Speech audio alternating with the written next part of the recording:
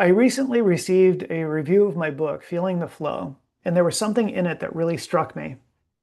The person who wrote the review has Paruresis, or Shy Bladder Syndrome, and they said, I'll admit I was a little skeptical going in. I was worried I'd read things that would scare me or make me feel even worse about the future. When I read that, I thought, I really understand that. Because when you've lived with shy bladder, sometimes even looking for help can feel scary. You might think, what if I find out this is something I'm going to have forever? What if I read someone else's story and it makes me feel worse? What if I try something and it doesn't work? What if I discover that there's really no way through this? I'm Michael Hurd, the Shy Bladder coach. I lived with paruresis for more than 50 years. And for most of that time, I kept it almost completely hidden. I didn't talk about it. I didn't really look for help. I just found ways to cope with it. And looking back, I think that part of that was fear. Because as difficult as living with shy bladder was, it was also it was what I knew. I had my strategies. I knew which bathrooms I could use. I knew which ones I couldn't. I knew how to dehydrate before a trip. I knew how to plan my day around bathrooms. It wasn't freedom, but it was familiar. And sometimes the unknown can seem scarier than what we've already learned to live with.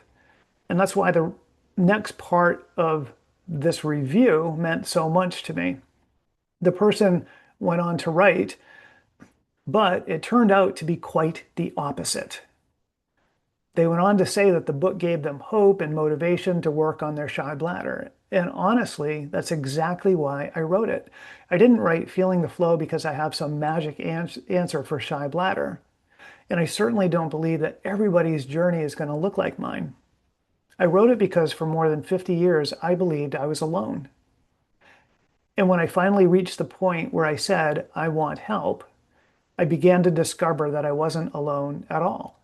There were other people who understood exactly what I was experiencing. There were resources available. There were people I could talk to.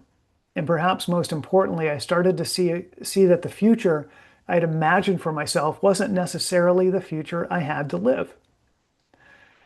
That's something I've come to understand much more deeply over time. We can have an incredible amount of thinking about the future.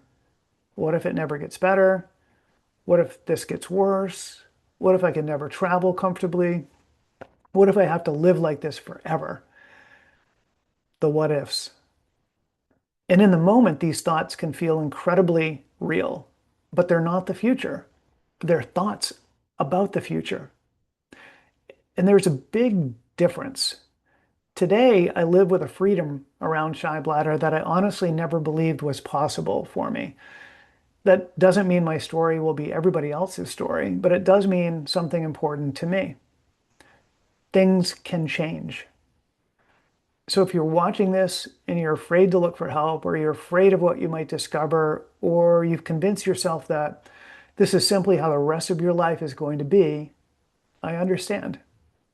You don't have to figure out your entire future today. Maybe the first step is simply becoming a little curious about whether what you believe is possible right now is actually all that's possible. Because the message I want people with shy bladder to hear more than anything is the same message I hoped they'd find in my book. You're not alone. There is hope. Freedom is possible.